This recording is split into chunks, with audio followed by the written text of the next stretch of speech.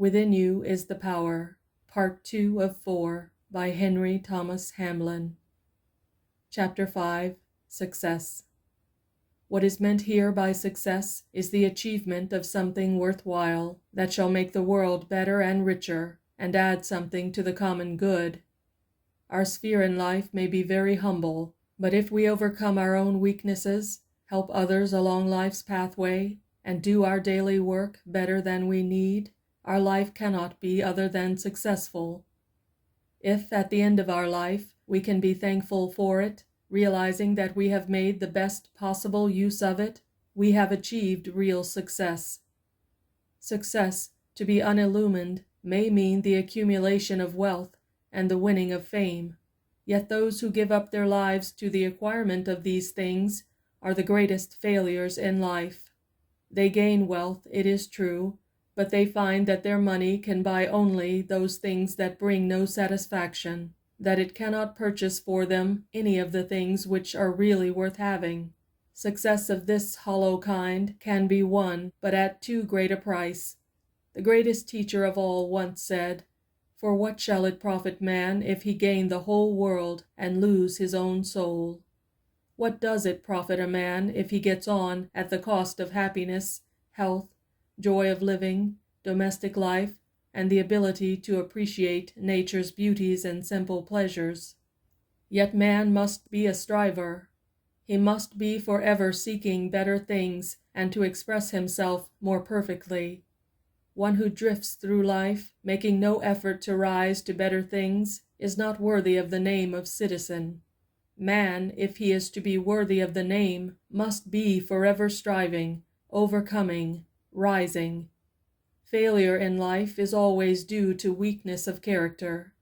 It is only strong characters who can resist the buffetings of life and overcome its difficulties. The man who would make his life worthy of respect and who would rise to high achievement and service will be confronted by difficulty at every turn. This is as it should be, for it weeds out the weaklings and the unworthy aspirants, and awards the spoils to those who exhibit faith, courage, steadfastness, patience, perseverance, persistence, cheerfulness, and strength of character generally. Success, especially material success, is not in itself of much benefit to the one who wins it. It does not satisfy for long, but it is valuable in other ways. For instance, success based on service is a benefit to the community. If it were not for successful people of this type, the ordinary man in the rut would have a bad time. Also, the winning of success builds up character. One who would be successful in the battle of life must be prepared to be tested and tried in every possible way. One who survives them all is built up in character in almost every direction. Even in his success, however, he will be tempted and tried. One who is engaged in the harsh struggle of business, or who takes part in public life, may, if he does not watch himself very carefully, become hard and callous. Of all failures, this is probably the worst. One who succeeds in other directions and becomes a hard man is, after all, a sorry failure. Again, people of the successful, striving, climbing type are tempted far more than those who are afraid to venture and who remain in the valley of mediocrity. This is true not only of those who seek to climb the steep path of spiritual attainment, but also of those who are successful in mundane affairs. In each case, they have placed in their keeping great powers and influence such as the ordinary man little dreams of. This is a grave responsibility, for if these powers are used for self-aggrandizement, the results are disastrous. Thus, those who climb are beset on all sides by temptations of a very subtle kind, which, if yielded to, will ruin the life and do grave injury to the soul. Life is a continual battle. To the ordinary person, it is generally a fight with circumstances and the ordinary difficulties of life, which are very important in his eyes. The more advanced soul is not troubled much by these things. He rises above them, but he is tempted and tried to a much greater degree, and in a far more subtle manner. Those who think that by following a certain cult or ism they will be able to have an uneventful walk through life are merely deluding themselves. As he learns to overcome the difficulties of life which battle the ordinary individual, he will be tempted and tried in other and more subtle ways. This is because life is not for mere passing pleasure, but is for the building up of character through experience. Therefore, one who would succeed must be strong and wise and patient. Those who aspire to make their lives really worthwhile, who desire to serve their fellows more perfectly, who want to build up character through experience and overcome all their weaknesses, inherited or otherwise, must look within for power and wisdom. It must be pointed out, however, that man must not use his spiritual powers for selfish purposes and self-aggrandizement. There is an immutable law which has been known to the inner teaching through all the ages, that forbids the use of spiritual powers for the creation of wealth or even of daily bread. Jesus was subject to the same spiritual law and was tempted exactly in the same way as we. The tempter said, "Command this stone that it be made bread." If Christ had turned the stone into bread, he would have failed in his great mission, but he knew the law. There are thousands of people today who are trying not only to turn, by the misuse of their spiritual powers, stones into bread, but also into motor cars, fat bank balances, and lands and houses. Such are heading to disaster, for they are working against the combined spiritual power of the universe.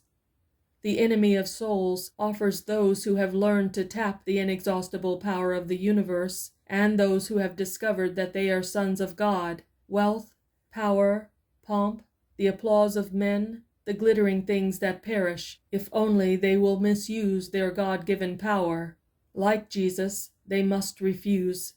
They must put service before self and give instead of grasping. Thousands are being taught today to force their human will upon life and to use occult powers for the acquisition of wealth and power. They are taught to enter the silence and demand what they want. How to get what you want is the slogan of these modern teachers. Not merit, not service, not giving, but demanding, compelling by human willpower and by the use of occult forces. This is another device of the enemy of souls, and it is taking tens of thousands of seekers for truth out of the path. This subject is dealt with more fully in a separate chapter. If, however, man's ambition is to serve and to give, instead of to grasp and to grab, if, also, he seeks success through merit and not through the misuse of his spiritual powers, he can go forward, and the power will go with him and will help him. When once the power has been aroused, man must cease all purely selfish striving, although, of course, there will still be much selfishness in his motive. He must seek his success through service and through following aims, through merit and a fair exchange, instead of trying to wring success from life, no matter who may suffer thereby. Further, when this power has been brought into expression, it must only be used in love, for if it is used otherwise, it will destroy the user. Again, the power must not be used by finite human will, but an endeavor must be made to find what the will of the whole is, and to work in harmony with it. Behind each life is the divine will and purpose. Each life is perfect as it is imaged in the universal mind. The highest success, indeed, the only true success, is to live the life according to the great cosmic purpose, or, in other words, as it is imaged in the one mind. Do not imagine, however, that it is the will of the universal mind that man should be a failure or lacking in achievement. Far from it, for we have only to contemplate the universe to see that the infinite mind is forever achieving, and that it never fails. Man too must succeed, but let him mix wisdom with his ambition, and work for the benefit of the whole, rather than for any purely selfish purpose. It is natural for man to get on in life to a moderate extent. In order to get on, he must become more efficient, and thus serve life and his fellows better. Therefore, there is no harm in success of this kind. It is natural and laudable also for one in poor and unlovely surroundings to have an ambition to raise himself to better circumstances. It is only right that he should desire to make life brighter and better for his wife and family. So long as he indulges in ambition wisely, and if he seeks success through better service to his fellows, his is a laudable purpose. If, however, he does not curb and control his ambition, but allows it to run away with him, he will lose all real joy in life, and, at the last, when it is too late, learn to his sorrow that his life, through too much success, has been a failure. It must not be deduced from this that the author deprecates large achievement. There must always be the few who have to bear huge responsibilities. The real success of the lives of these great ones depends entirely upon their motive.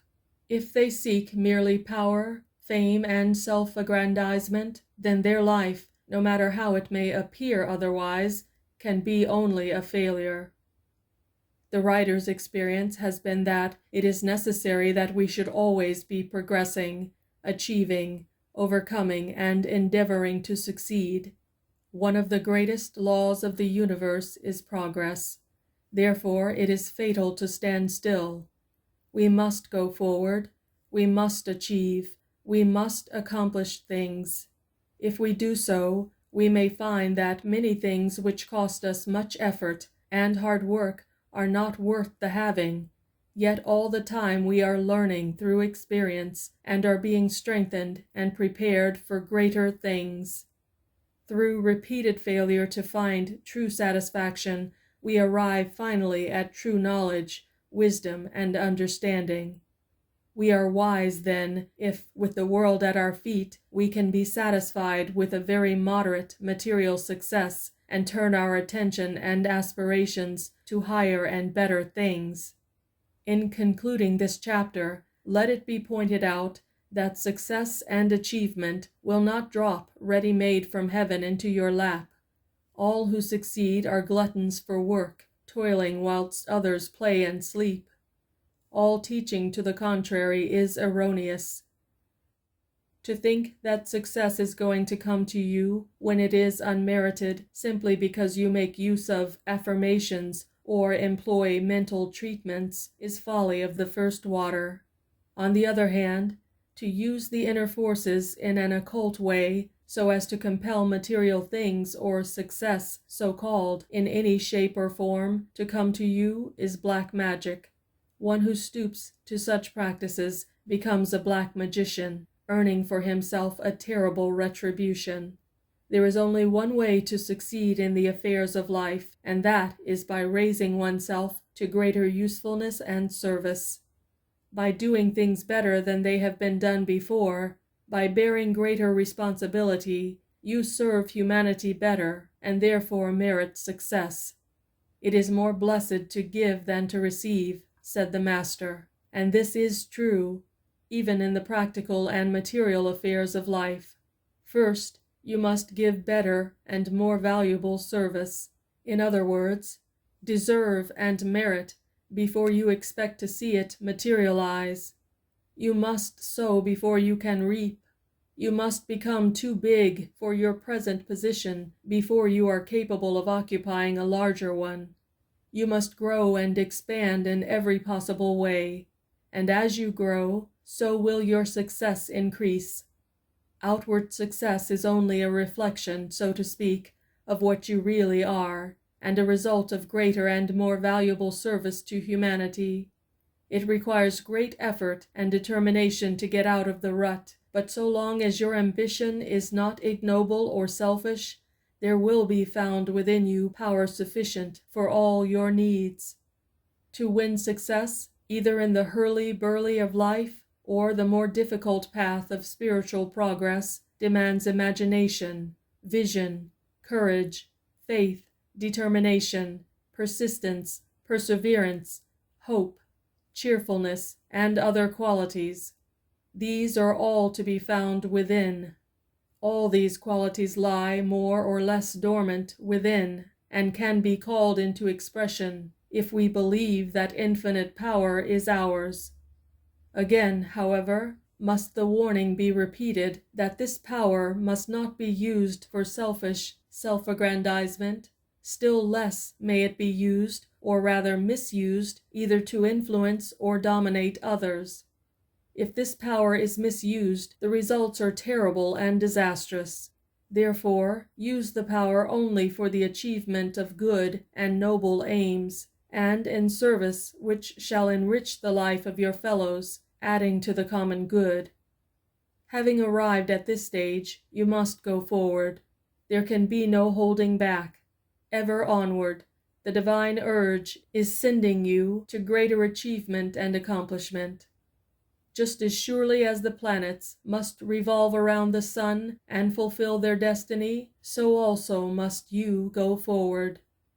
See to it, then, that your aims and ambitions are based upon eternal wisdom, for upon this does your whole future depend. Chapter 6. Health.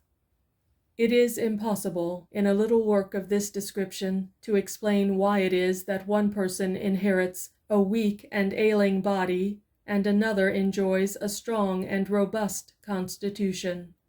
Sufficient for us here to notice that the days of rude, rugged health are passing, and that man is becoming more highly strung, nervous and psychic in his make-up. The old type of rude, unconscious health was due to the animal-like nature of man, which caused his body to be governed more completely by the instinctive mind.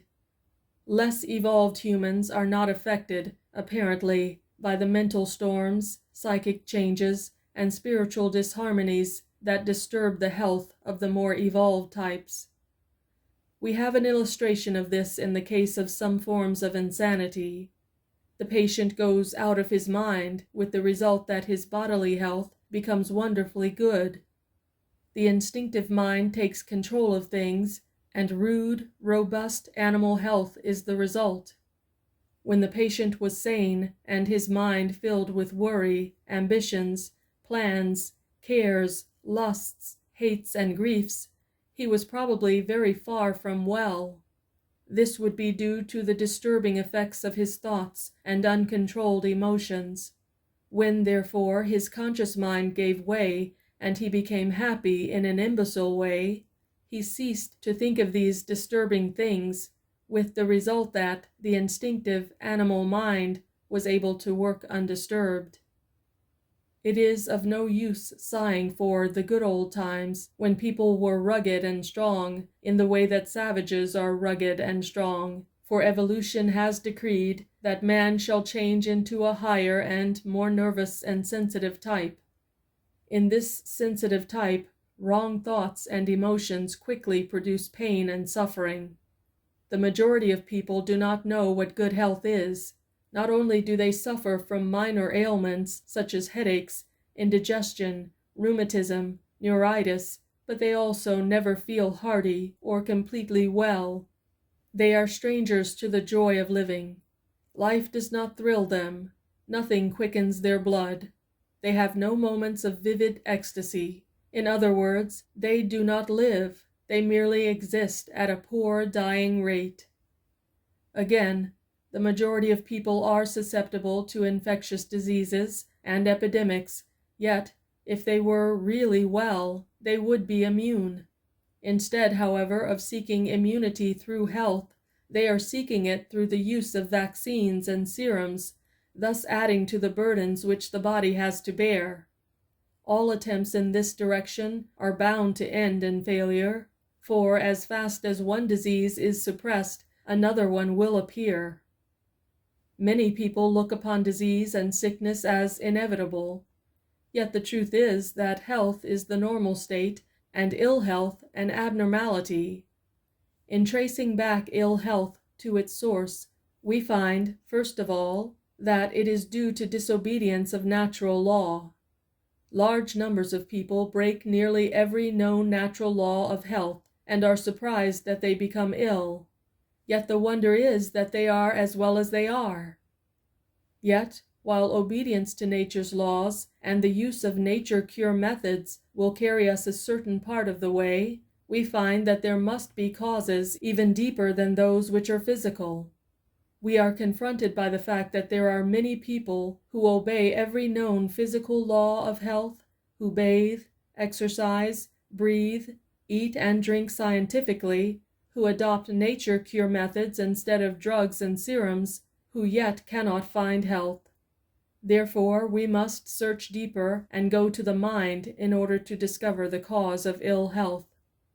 When we look to the mind, we find a prolific cause of sickness. Man thinks himself into ill health and disease. It is well known that thinking about disease and sickness produces them in the body. People who are forever thinking about disease, illness, operations, and other morbid subjects become prey to these things. Those who believe that sickness is inevitable manifest it in their life. Morbid thinking produces a morbid state of the body, causing it either to fall an easy prey to infection or to break down into chronic ill health or even disease. Allowing the thoughts to dwell upon morbid things is a sure way to sickness and invalidism. Man is not only made ill by his own negative thoughts and emotions, he is also under the hypnotic spell of the race mind. The God of this world hath blinded the minds of them which believe not. We are all under the spell, more or less, of a huge illusion. The evil, disease, sickness, and other imperfections that we see and experience have no reality in reality, but have an existence in unreality. Although they are not real in a real sense, yet they are terribly real to this present, limited consciousness. By realizing the truth, and by thinking and living in its light and power, the hypnotic spell becomes broken, not completely, else we should not grow old, but to such an extent that a state of greatly improved health can be enjoyed. For a fuller explanation of this metaphysical statement, see Science of Thought, textbooks numbers 1 and 2. We are also hypnotically affected by suggestion, which reaches us from 1,000 different sources. The conversations of friends and acquaintances affects us adversely. Their belief in disease and sickness as realities, and in its inevitableness, colors all their conversation, and unless we guard against it, this unconsciously affects us. Newspapers, magazines, books, all steeped in the same error, also influence us unless we have become too positive to be affected. From innumerable sources, it is subtly suggested to us that disease, sickness, infection are realities that cannot be evaded, and to which we are prone. The effect of all this, putting it in simple and elementary language, is to divert the life power into wrong channels, thus producing disease and ill health in place of perfection. The normal state of health has to give place to an abnormal state of disease or sickness. The normal health state is, however, restored when truth is realized and the life lived in its light and power. Absolute truth and perfection stand behind all the illusion and imperfection of the sense life. It is by realizing the truth and the perfection of the reality, and by establishing the thought life in truth, so that our thoughts cease to be negative and based on error and illusion, that health is to be found. It is often said that ill health is the result of sin. It is, for thinking about disease, sickness, and ill health, believing them to be inevitable, is one of the greatest of sins. The way of life is to walk, think, and act after the Spirit, which is perfect, whole, immortal, and incorruptible, and not after the flesh, corruption, disease, sickness, death. By thinking after the flesh, we dishonor God, who is absolute wholeness and perfection, and cut ourselves off from divine life and power. But there are other ways by which wrong thinking destroys the health. Thinking thoughts of lust is a prolific cause of unhappiness, sickness, and nervous disease. The divine forces of life are directed into a wrong channel, resulting either in indulgence and inevitable weakening of the body, brain, and will, or in repression and its consequent nervous diseases. If the thoughts are allowed to dwell upon impurity, evil results must follow in some form, either in action or ill health, or both. Thought must be controlled and reversed continually, not repressed, but reversed, be it noted, for there is a tremendous difference between the two. Repression creates nervous trouble, but by reversing or transmuting the thoughts, the life becomes transformed, and the bodily health greatly improved.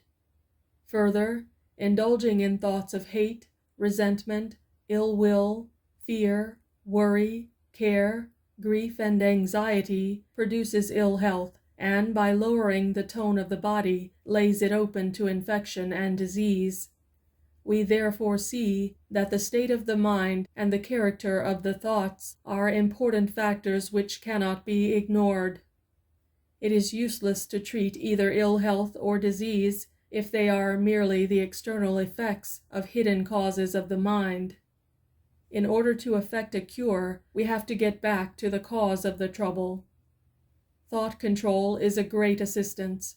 Substituting a right or positive thought for a wrong one will, in course of time, work wonders in the life. In the subconscious, we have an illimitable power of extraordinary intelligence. According to our thoughts, this wonderful power either builds up health, harmony, and beauty in our life and body, or just the reverse. The power is good. The intelligence is apparently infinite, but it goes wherever our thoughts direct it. By our thinking, therefore, we either create or destroy, produce either good or evil. If, therefore, all our thoughts are good, positive, and constructive, it follows that both our body and our life must become built up in harmony and perfection. The question is, can this be done? It can be done if we have the desire and are willing to discipline ourselves and persevere in the face, often, of seeming failure. Some readers may say at this point that they have no desire to be so frightfully good, that they are not prepared to give up lust, impurity, hate, anger, malice, and thoughts and emotions of this kind. Very well, if this is so, they must go on and learn, through suffering, the lesson which they refuse to learn willingly. Others may say, yes, I want to control my thoughts, but how can I cease to worry when I have so much about which to worry, and how can I cease to hate when I have been so deeply wronged? This brings us to an even deeper cause of ill health than that of the mind, vis-a-vis the attitude of the heart. Our scriptures tell us that as a man thinketh in his heart, so is he. By heart is meant the soul or feeling, desiring part of man. It is here where the conflict between the self-will and the divine will, between the desires of the flesh and the longings of the spirit take place. The real root cause of all unhappiness, disharmony, and ill health is spiritual, and not merely mental or physical. The latter are contributory causes, but the former is the fundamental cause. Spiritual disharmony is, in reality, the cause of all ill health and disease. Until spiritual harmony is restored, man is a kingdom divided against itself, which, as our Lord said, cannot stand. Healing, then, must be of a spiritual character. Until this harmony exists, there can be no overcoming of hate thoughts, fear thoughts, or worry thoughts, and until these are overcome, there can be no true healing. Our Lord's healing was a gracious healing of the spirit. It restored inward harmony by forgiving sin, by changing the heart's desires, by bringing the will of the subject into harmony with the divine will of the whole. Our Lord's healing was not accomplished by means of suggestion, neither was it achieved by human willpower. It was done by a bringing into harmony of the heart and desires and will with the divine will. At the same time, there must have been a revelation of the truth that the will of God is love, wholeness, joy, and perfection, and not disease, sickness, and misery. See also The Power of Thought by the same author, published by the Science Thought Press. Mental healing does not become possible until we have made our peace with God. Until we have surrendered entirely to the love principle, we cannot overcome our hate thoughts and malice thoughts or resentment thoughts by transmuting them into the thoughts of love. Until we surrender to the divine will and leave all our problems to the infinite mind, we cannot cease to worry and fear. Mental discipline and thought control are necessary after this inward change has taken place, for we all have to work out our own salvation. But the essential thing is the inward heart surrender in love and trust. So long as we hate our brother, or fear what the morrow may bring forth, or worry about the things of this life, we can never be well. When, however, we have become attuned to the divine harmony, and have learnt to control our thoughts and emotions, and to transmute fleshly and material desires into loving service, a state of wholeness is the inevitable result. Old, deeply seated disorders die away, and a steady improvement in the state of health takes its place. In order to regain health, it is necessary to raise oneself up continually to the divine ideal of health, harmony, and perfection. But this is useless if there still remains a clashing of the personal will with the divine will, or if there is any hate, malice, envy, or fear in the heart. The will must be surrendered to the greater will. This, in reality, is our highest good, for the fulfillment of the divine will is the happy destiny of man. The heart must forgive and be filled with love.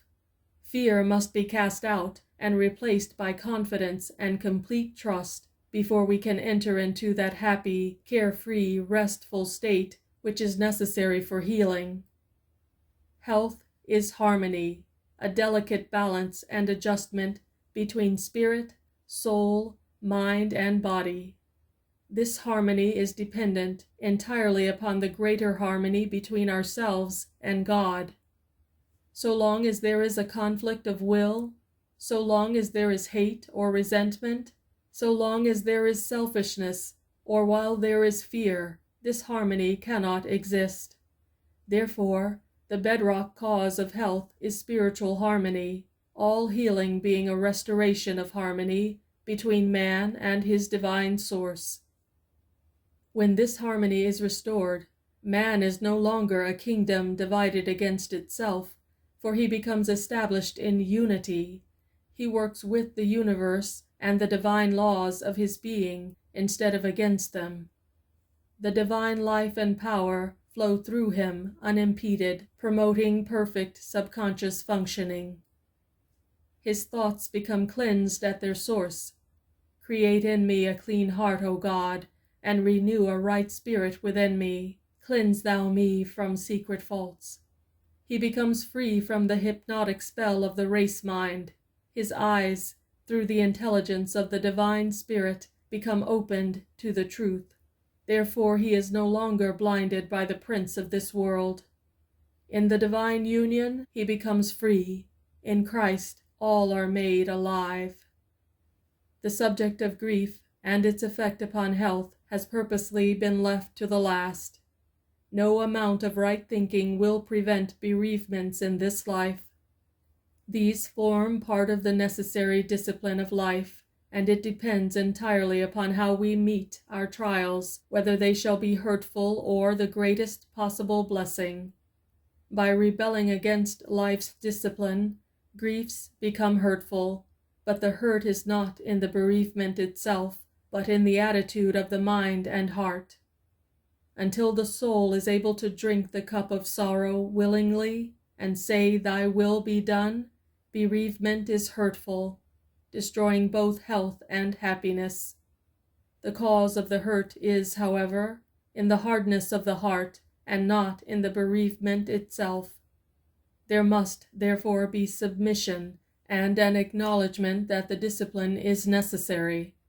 This does not imply, however, a weak giving in to grief and mourning. One who has been bereaved can never, it is true, be the same again, for he or she becomes more chastened, more loving, more sympathetic, richer and more mellow in character. The loved one can never be forgotten, but that is no reason why the heart should be bowed down by grief and the life made desolate by sorrow.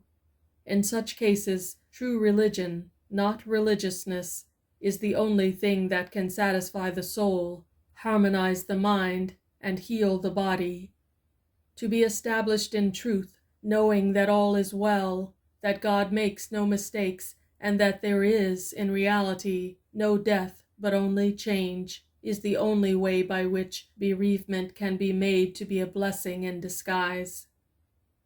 When this stage is reached, grief is overcome, death being swallowed up in victory. The only panacea for all life's troubles is conscious harmony with our divine source and the divine will and purpose, which desire only our highest good.